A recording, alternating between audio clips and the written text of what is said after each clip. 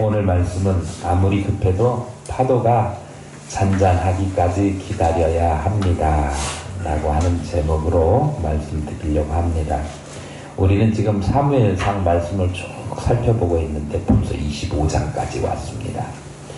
25장 말씀 그 전에 지난 주일날 어떤 말씀이 있었느냐 그러면 사울이 블레셋이 쳐들어왔다는 소식 때문에 다윗을 어떻게 하려다가 그냥 블레셋을 무찌르러 갈 수밖에 없었지요.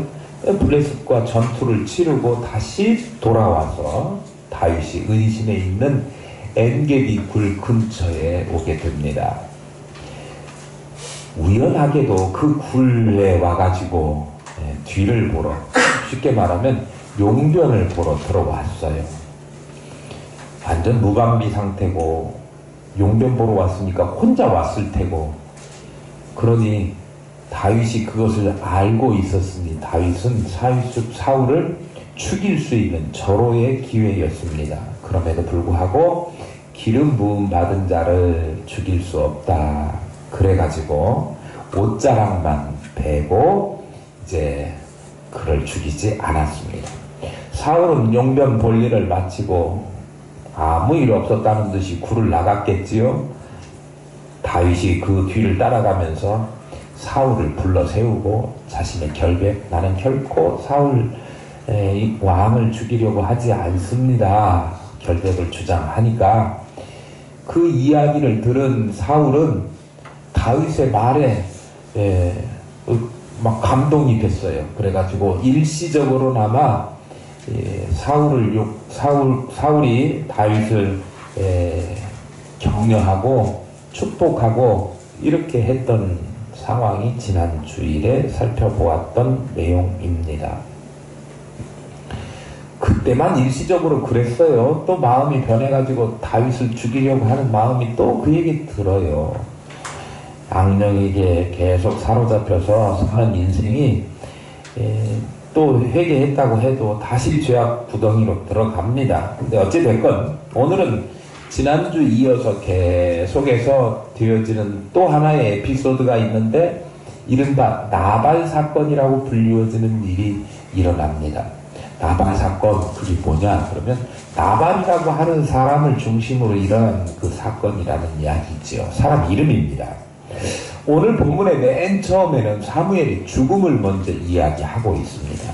사무엘이 죽었다. 죽음에 온 이스라엘 무리가 모여 그를 두고 슬피 울며 라마 그의 집에서 그를 장사한지라 그랬습니다. 사무엘이 죽었습니다. 이 사울왕이죠. 사울왕, 그러니까 이스라엘의 왕정시대가 도래할 때에 산파 역할을 했던 솔로몬, 자꾸 이렇게 이름이 오늘 두통이 와가지고 헷갈리네요. 그 사무엘이죠. 사무엘이 죽게 되었다 그런 말씀입니다. 사무엘이 죽으니까 그 다음에 이어진 일이 무엇이냐 그러면 다윗이 일어나서 바란 광야로 내려갔다. 우리 성경에 그렇게 기록하고 있습니다. 사무엘이 죽었는데 왜 다윗이 바란 광야로 내려갔을까요? 짐 싸들고 이사했다 그런 말씀입니다. 사무엘의 죽음은요, 사실 이 다윗에게 있어서는 사울의 박해가 더 심하게 될 수 있는 그런 조건을 만들어주는 거였어요.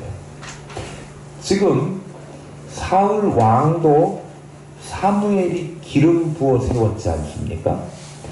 그러니 사무엘 당시의 마지막 사사이자 또 이스라엘을 영적으로 지도하는 제사장으로서의 역할을 감당하고 있는 이 사무엘이 죽으니까 더 이상 자기를 간섭할 사람이 없어져 버리게 된 거지요. 비록 사울이 영적으로 타락한 사람이긴 했어도 사무엘의 말을 무시하거나 사무엘의 조언이나 충고를 전혀 모른 척하고 그렇게 살 수 있는 입장은 아니었습니다. 그러니 아무래도 사무엘이 살아있다, 그런 이야기는 사울에게 있어서는 신경 쓰이는 시어머니 같은 분이 아직도 있구나, 그런 말이거든요. 더군다나 온 이스라엘 사람들이 사무엘을 존경하고 있습니다. 그러니까 사무엘의 말을 듣지 않을 수 없고 또 그가 하는 조언, 충고를 따를 수밖에 없는데, 더 이상 사무엘이 살아있으면서 사울, 다윗을 그렇게 쫓아다니면서 괴롭히고 박해하고 죽이려고 하면 안 돼 라고 하는 이야기를 해줄 사람이 더 이상 남아있지 않게 된 거예요. 그러니까 다윗은 어떤 생각이 들었느냐 그러면, 내가 여기 사울과 가까운데 남아있다가는 안 되겠구나, 그런 생각이 들었겠지요. 그러니까 다윗이 사울과 멀리 떨어진 바란 광야로 옮겨가게 됩니다. 인간적으로 다윗의 방패막이가 되어 주었던 사무엘의 죽음은 그로 하여금 더 이상 보호받고 또 위에서 편들어 줄 만한 사람이 없어졌게 되니까 바란 광야 먼 곳으로 이동을 하게 된 거지요. 그런데 그 바란 광야 위쪽에 마온이라고 하는 곳이 있습니다. 지도를 한번 보여드리겠습니다.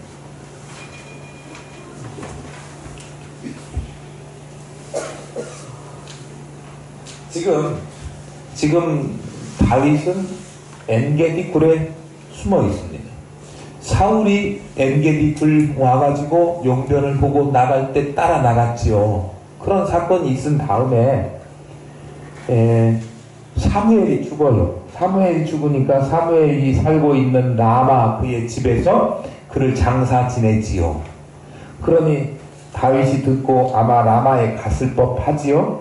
어쨌든 사무엘의 장례식이 끝난 다음에 다윗은 어디에서 자기의 살고 있던 삶의 근거지, 지금 현재 머무르고 있는 엔게디 굴에서 바란 광야로, 지금 여부스라고 하는 데가 어디죠? 예루살렘입니다. 옛날 이름이에요. 예루살렘에. 예루살렘에서 먼 곳, 또 사울이 기거하고 있는 사울의 왕궁이 있는 기브아에서 먼 곳 바란 광야로 피난을 왔는데, 이 바란 광야 위쪽에 보면 마온 황무지가 있고, 마온 황무지 위에 마온이라고 하는 곳이 있지요. 이 마온에 누가 살고 있느냐 그러면 오늘 등장하는 인물 나발이 살고 있는 거예요. 근데 나발은 마온이라고 하는 곳이 주거하는 거주지였고, 그리고 마온의 위쪽에 있는 갈멜이라고 하는 곳에서 자기의 그 목장이 있어요. 그 목장에서 양을 치고 염소를 키우는데 양이 3,000마리, 또 염소가 1,000마리입니다. 2절 3절입니다. 마몬에 한 사람이 있는데 그의 생업이 갈멜에 있고 심히 부하여 양이 3,000마리요 염소가 1,000마리이므로 그가 갈멜에서 그의 양털을 깎고 있었으니 그 사람의 이름은 나발이요 그 아내의 이름은 아비가일이라. 그 여자는 총명하고 용모가 아름다우나 남자는 완고하고 행실이 악하며 그는 갈렙 족속이더라. 나발이 지금 마온에 살고 있고 그의 목장은 갈멜리에 있지요. 그런데 이제 그가 양을 치면서 양털을 깎고 있었다 그랬습니다. 양털 깎고 있는 목장주는 나발, 그의 아내 이름은 아비가일. 이 양털을 깎고 있는데, 양털 깎는 것은 농사 짓는 사람의 뭐하고 같은 날이냐 그러면 수확하는 날하고 같은 날입니다. 굉장히 즐거운 날이지요. 그리고 또 풍성한, 마음이 풍요로워지는 그런 날이기 때문에 자기 가족들은 물론 친지들, 주변에 사는 사람들, 자기가 양을 키우면서 염소를 키우면서 도움을 받았던 사람들은 물론이거니와 주변에 지나가는 나그네들까지도 다 초대해가지고 잔치를 크게 베풀고 함께 먹고 즐거워하는 행사가 양털 깎는 날이에요. 그 이야기를 다윗이 들었습니다. 다윗은 지금 어떤 처지냐 그러면 피난민 신세 아닙니까? 사울의 눈을 피해서 도망 다녀야 되니까 먹을 것도 없고 자기 홀몸도 아니고 또 같이 동행하는 일행들까지 같이 끼니를 먹여야 되는 입장이니까 생활이 궁핍했을 것이고 먹거리에 대한 염려가 항상 있었을 것입니다. 그러니까 양털 깎는다라고 하는 소식이 다윗 귀에도 들리니까 내가 이 파란 광야에 있으면서 이렇게 왔다 갔다 하면서 보니까 양 키우는 그 사람이 있었는데 그 누군가가 또 짐승들이 그 양떼를 해하지 못하도록 이렇게 막아주고 보호해줬던 그 집 양털 깎는구나. 우리가 그 집 가가지고 양털 깎는 거 축하도 하고 잔치에 같이 먹을 것 좀 나눠달라고 이렇게 이야기를 해도 되겠다라고 하는 생각이 들었습니다. 그래서 10명의 자기 소년들, 사원들을 시켜가지고, 뭐라고 그러죠? 파병? 자기를 대신해서 이야기할 소년들이죠? 10명을 그 나발이라고 하는 사람에게 보냅니다. 그래가지고 좀, 긍휼을 좀 베풀어 달라. 그런 부탁을 하는 거지요. 4절에서 9절입니다. 다윗이 나발이 자기 양털을 깎는다 함을 광야에서 들은지라.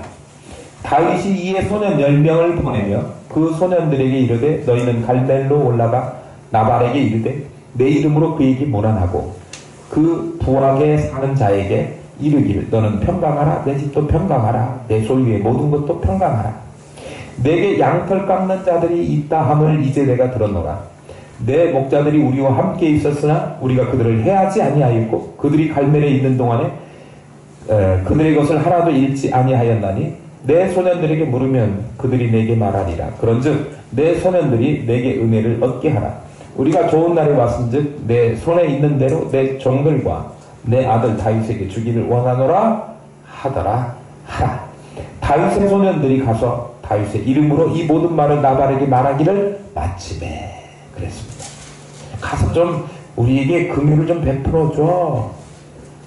도피 생활에 있는 다윗이 사울 때문에 힘들잖아요. 울타리가 돼줬던 사무엘조차도 하나님의 부르심을 받았잖아요. 사울의 박해는 더 심해질 것이 틀림없습니다. 불을 보듯 뻔하지요.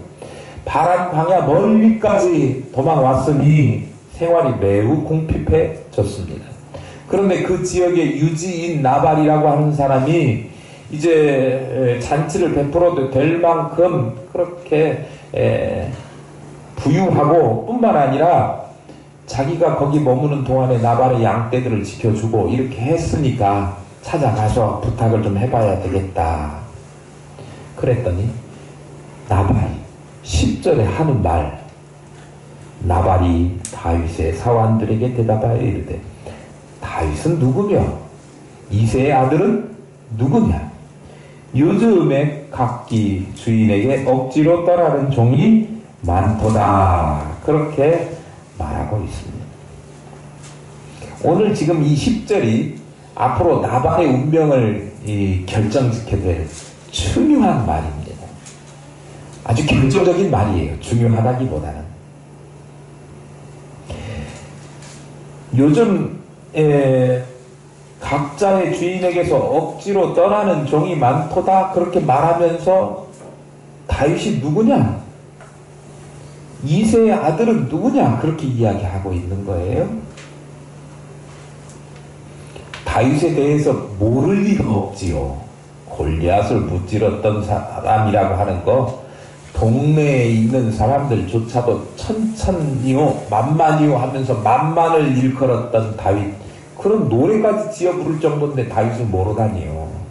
어림도 없는 이야기인데 다윗을 도와주고 싶은 생각이 전혀 없고 다윗에게 자기 것 소유를 좀 나눠주고 싶은 생각도 없어서 다윗을 모른 채 하는 겁니다. 다윗이 누구야?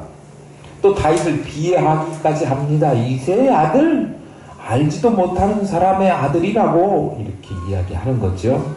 그러면서 뒤에 붙인 말이 요즘 각자의 주인에게서 억지로 떠나는 종이 많다, 그렇게 이야기합니다. 사실 이거는 사울을 피해서 도망 다녀야 되는 처지에 있는 다윗을 빗대서 한 말인데, 사실 억지로 주인을 피해서 도망 나온 처지가 아니고 어쩔 수 없이 죽임을 피하기 위해서 도망 다닐 수밖에 없는 처지에 있는 다윗을 그렇게 폄훼하고 이야기한다고 하는 것은 정말 비수를 꼽는 것과 같은 그런 말입니다. 속상하게 해도 너무 속상하게 하는 말이 그런 말이다, 그런 말이에요. 그러니까 상대방에게 무슨 말을 하고 상대방하고 기분이 안 좋은 일로 얽혀서 이야기를 해도 상대방이 들으면 비수와 같이 꽂힐 말은 우리가 입 속에 머물고 안 내놔야 되는데, 이 사람은 그 이야기를 꺼내서 한 거예요. 억지로 떠나는 종이 많다. 누구 보고 이야기하는 거예요?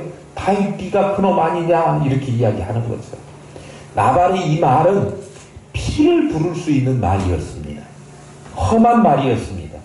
결국 자신이 이 말 때문에 결과적으로 죽게 되는 결과를 초래하게 됩니다. 사람의 입으로 나오는 말 한마디의 위력이 이만큼 강력하다라고 하는 것을 보여줍니다.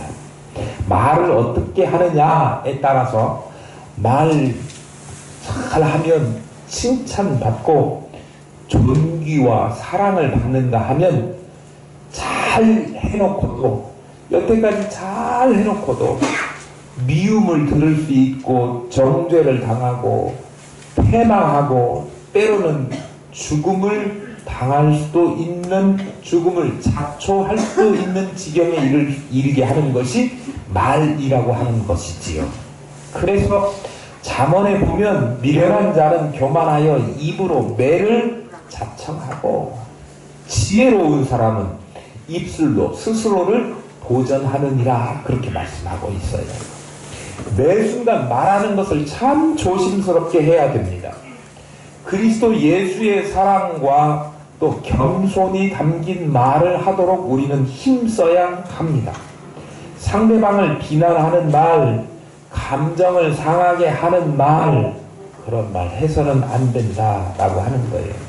정녕 우리의 말 한마디가 정말로 합당한 말, 진실한 말, 은혜로운 말 될 수 있도록 우리 한 해는 정말 말을 통해서 하나님 앞에 영광을 돌리고 서로에게 은혜를 끼치는 그런 해가 되실 수 있기를 소망합니다. 두 번째로 드리고 싶은 말은 나눔을 당연한 것으로 여겨야 됩니다. 나발이 심한 말로 다윗을 모욕하면서 다윗의 부탁을 거절했습니다. 거절하는 이유로 나발이 한 말이 11절에 기록되어 있습니다. 11절, 내가 어찌 내 떡과 물과 내 양털 깎는 자를 위하여 잡은 고기를 가져다가 어디서 왔는지도 알지 못하는 자들에게 주겠느냐 한지라 그랬습니다.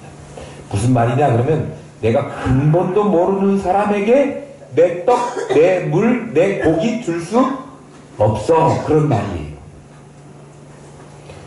뭘 줄 수 없다고요? 내 떡, 내 물, 내 고기예요. 거기 그런 거예요. 내 떡과 물과 내 양털 깎는 자를 위하여 잡은 고기, 그렇게 되어 있지만 이게 내 떡, 내 물, 내 고기, 그런 말이거든요. 자기 자신에 대해서 매우 강조하고 있는 것을 볼 수 있습니다. 자신의 떡과 물과 고기, 그것이 전적으로 자기 것이다, 자기 노력으로 이루어서 얻게 된 것이다 라고 하는 생각을 나발은 가지고 있는 것입니다. 그런데 성경을 우리가 읽어보면 그런 생각이 매우 잘못된 생각이다 라고 하는 것을 우리는 깨달을 수 있습니다. 성경에서 우리에게 가르쳐주고 있는 물질과는 우리가 가진 것이 내 노력 여하에 의해서 다 내 것이라고 말하지만 실상은 내 것이라고 말할 수 있는 것이 아무것도 없다. 이것이 성경에서 말해주고 있는 물질관입니다. 고린도전서 4장 7절에 보면 내게 있는 것 중에 받지 아니한 것이 무엇이뇨? 그렇게 기록되어 있습니다. 우리 각자가 소유하고 있는 내 것이라고 불리워질 수 있는 것들 중에 받지 않은 것이 무엇이냐? 그 모든 것은 하나님께서 우리에게 허락하신 선물이라고 하는 의미입니다. 우리가 가진 재능, 또 우리가 가진 재물, 우리가 가진 그 무엇이 됐던 우리 스스로 그것들을 얻은 것은 아무것도 없다. 그것이 성경의 물질관입니다. 물론 자기가 가진 그 소유물을 갖기 위해서 자기가 열심으로 노력하는 각 개인의 노력을 전혀 무시하는 것은 아닙니다. 소유를 얻기 위해서 그 사람이 기울이는 그 노력은 매우 소중한 것이고, 많이 열심히 일하고 부지런한 사람이 재물을 많이 모을 수 있는 확률이 높은 것도 사실입니다. 그러니까 속담 중에 일찍 일어나는 새가 벌레를 잡는다, 그런 속담, The early bird catches the worms, 그렇게 이야기하지 않습니까? 네. 일찍 일어나는 새가 벌레를 잡는다. 그러니까 부지런한 사람이 많은 재물을 모을 수 있는 확률이 높은 것은 사실이지만, 그러나 성경에 보면 재물을 얻을 능을 주시는 이도 여호와 하나님이시라고 말씀하고 있는 거예요. 재물 얻을 능을 주시는 것도 하나님이라고 분명하게 말씀하시기 때문에 사람이 자신의 힘과 능력으로 재물을 모았다고 생각하는 것 자체를 엄중하게 금하고 경계하고 있습니다. 그러니까 자신이 힘써서 재물을 모았다 할지라도 전적으로 내 노력의 결과다라고 생각해서는 안 된다, 그런 말씀입니다. 다시 말하면 내가 아무리 노력을 해서 모은 것이라고 할지라도 그것이 하나님께서 어느 날 갑자기 한번 훅 부르면 날아갈 수도 있는 것이고, 아무리 노력하고 아무리 전력해도 자신의 궁핍함이 전혀 나아지지 않는 사람들도 이 땅에 있는 것을 보면 내 노력, 내가 기울인 것, 그것 가지고 부유하게 되는 것만은 아니더라, 그런 말씀입니다. 열심히 모았던 것도 한날 하루아침에 다 없어지는 현상들도 우리 많이 볼 수 있습니다. 그런 것 보면 이게 내가 열심히 노력한 것만으로 재물을 많이 가지고 살 수 있는 것은만은 아니지요. 하나님께서 우리에게 허락하시지 않으면 우리가 그 무엇도 소유할 수 없다라고 하는 사실을 우리는 분명히 깨달아야 합니다. 그러니까 내가 가지고 있는 것, 내가 소유하고 있는 이것이 전부 다 내 것이다 라고 생각하지 말아야 합니다. 우리가 가진 것은 욥의 고백대로 하나님께서 주신 것입니다.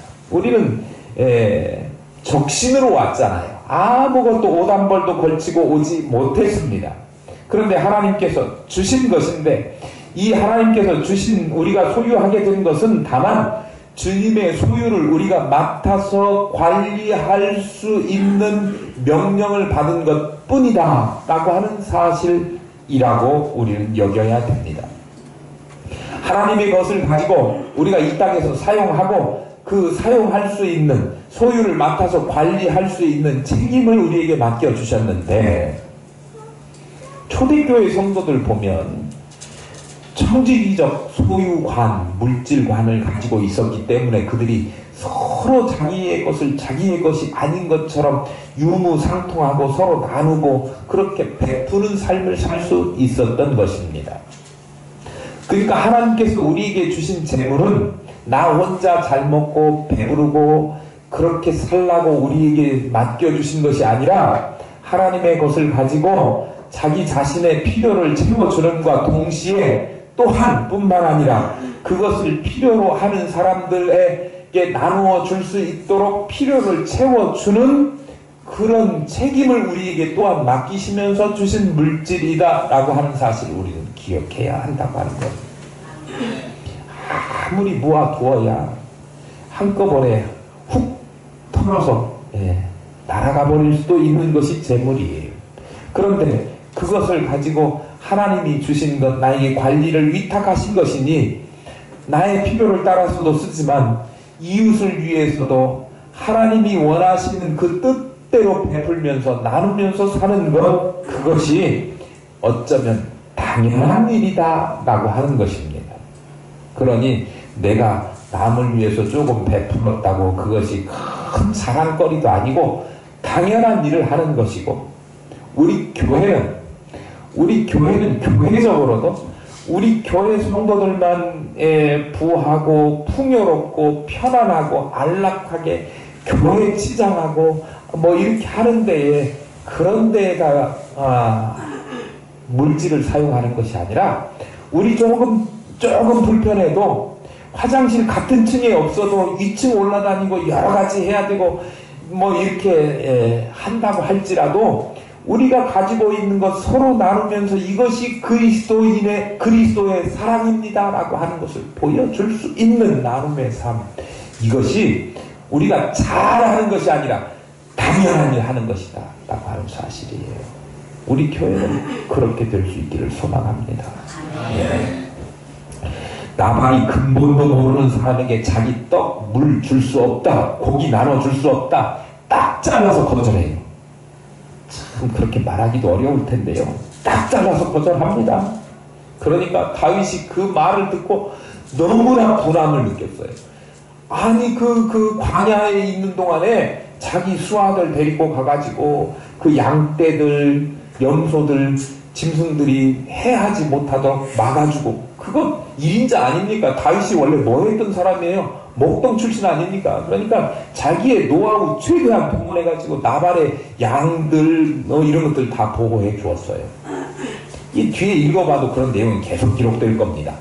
그런데 그럼에도 불구하고 고기, 아니 잔칫날 좀 먹을 것 좀 나눠달라 그러니까 못 나눠줘. 그런 사람이 세상에 어디 있습니까? 결혼식 하는데, 어저께도 결혼식 갔다 왔는데, 결혼식 가면 요즘은 막 이렇게 뭐 뷔페도 차려놓고 이렇게 주지 않습니까?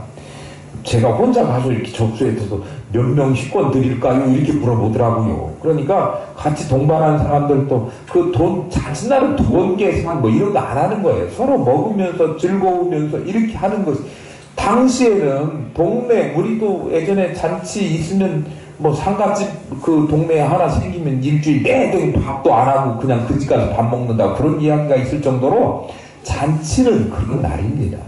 그런데 그런 날에 좀 나눠달라, 금유를 베풀어 달라, 그리고 평소에 모르는 처지도 아니고 자기를 보호해 주었던 다윗 일행들 아닙니까? 그런데 단칼에 거절당하고 나니까 다윗도 그 차분하던, 그 순수하던 그 다윗도 막 부글부글 끓는 그런 마음이 그의 속에 들게 되었습니다. 칼을 차라 그렇게 이야기해요. 뭐 하다는 얘기요? 그렇게 해서 한번 해보자, 이렇게 달려들게 되는 거지요. 12, 13절이에요. 이에 다윗의 소년들이 돌아서 자기 길로 행하여 돌아와 그 모든 말을 그에게 전하매, 다윗이 자기 사람들에게 이르되 너희는 각기 칼을 차라 하니 각기 차를 차네. 다윗도 자기 칼을 차고 400명가량은 데리고 올라가고 200명은 소유물 곁에 있게 하니라. 자신이 모욕을 당하고 들에서 자신의 양떼를 돌봐준 은혜를 원수로 갚은 이 나발, 응징하려고 다윗이 칼을 차라 수하들에게 전투 준비를 시켰습니다. 다윗이 나발의 처사에 대해서 얼마나 분통이 터졌는지를 알 수 있지요. 저 같아도 그랬을지도 몰라요. 정말 은혜를 원수로 갚은 것이니까요. 그런데 우리가 여기서 주목해야 될 것이 있어요. 평소에 침착하고 또 무슨 일 시작하기 전에 반드시 뭐 했을 하나님의 뜻이 무엇인지 물어보는 다윗이었습니다.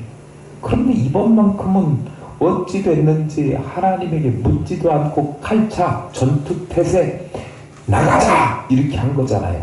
400명 데리고 200명은 자기네 거 보호하도록 남겨두고 나가자 싸우자 이렇게 한 거예요. 저놈들 다 죽었어.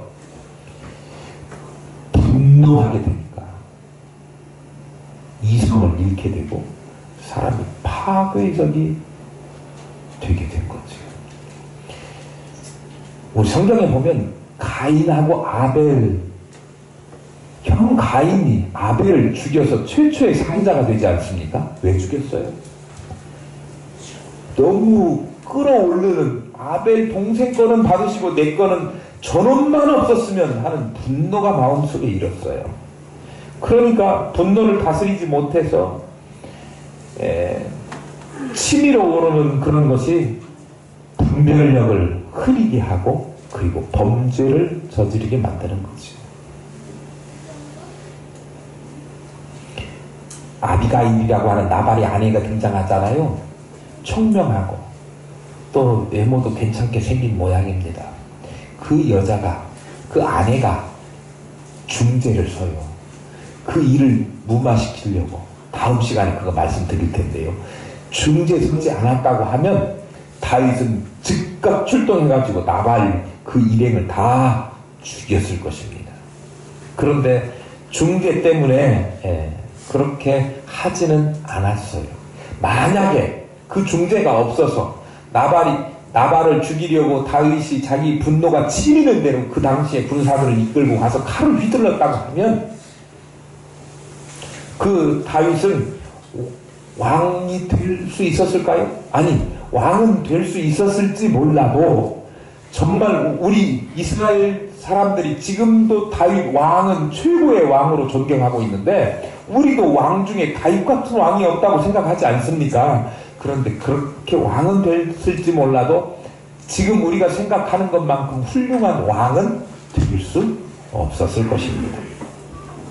마음의 분노가 치밀어 오를 때 차분히 마음을 가라앉혀야 하나님의 뜻이 무엇인지를 분별한 이후에야 행동에 옮기는 것이 필요한데 성경은 그래서 분을 내어도 죄를 짓지 말며 해가 지도록 분을 품지 말라 그렇게 우리에게 가르쳐주고 있는 거예요. 그러니까 즉각적으로 화가 난다고 해서 행동으로 옮기는 요즘 시대에 꼭 듣고 명심해야 될 말이 아닌가 생각이 돼요. 사회적으로도 이런 범죄들이 일어나지 않습니까? 갑작스럽게 치밀어 오르는 분노를 다스리지 못해가지고 일어나는 사건들 많이 일어나고 있습니다. 그런데 우리 믿음의 사람들도 역시 거기에 관련이 없다 그렇게 이야기하지 못해요. 믿음을 가지고 있는 천하의 성군이라고 불리워지는 다윗조차도 그렇게 하나님의 뜻을 매번 물었던 다윗조차도 그렇게 성급하게 조급하게 결정을 내리고 칼차 행군 앞으로 전투태세 이렇게 하고 나갈 그런 작정이었으니까요. 우리도 그렇게 될 수 있는 여지를 충분히 가지고 있는 사람, 나약한 사람입니다. 그러나 우리가 파도가 막 성나게 이를 때 그때 배를 띄워서 바다로 나가는 사람은 자기가 죽기로 작정한 사람 아니면 그렇게 할 수 없는 것입니다. 마음에 막 풍랑이 격정적으로 일어날 때 그 풍랑이 다 잔잔해지기를 기다린 다음에야 배를 가지고 나가야 안전하고 자기의 생명을 보존할 수 있는 것처럼 우리도 마음속에 일어나는 불같은 치밀어 오르는 격정적인 분노 같은 것이 생긴다고 할지라도 그런 거 안 생기는 사람이 있어요? 있어요. 다 생깁니다. 마음속에. 그런데 그런 것이 일어날 때라도 하나님 앞에 하나님이 원하시는 것 또 내가 어떻게 해야 더 지혜로운 일인지 서로에게 은혜를 끼칠 수 있는 일인지 조금 기다려서 파도가 잔잔해지기를 기다려서 그 다음에 행동을 옮기고 분노를 다스릴 줄 아는 그런 믿음 있는 사람으로 처세할 줄 아는 그런 사람이 되어야 우리도 같은 실수를 반복하지 않고 하나님 앞에서 이 분노를 잘못 다스리면 가인처럼 범죄할 수 있다니까요. 그러니까 그렇게 되지 않도록 마음을 잘 다스리는 그런 사람들 되시는데요. 올 한 해 정말 그렇게 매 순간 지혜롭게 말씀하시고요. 그리고 또 나에게 뭔가 있건 없건 콩 한쪽이라도 나눠 먹는다고 하지 않습니까?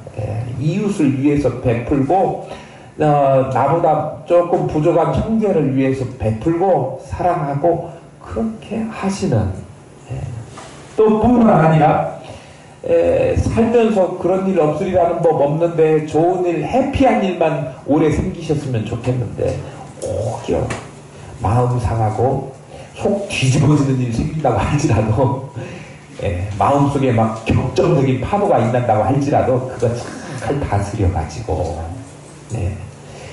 그러면은요 자기에게도 유익 하나님께도 영광 우리 모두에게 평강 임하는 것입니다. 그렇게 은혜로운 한 해가 될 수 있게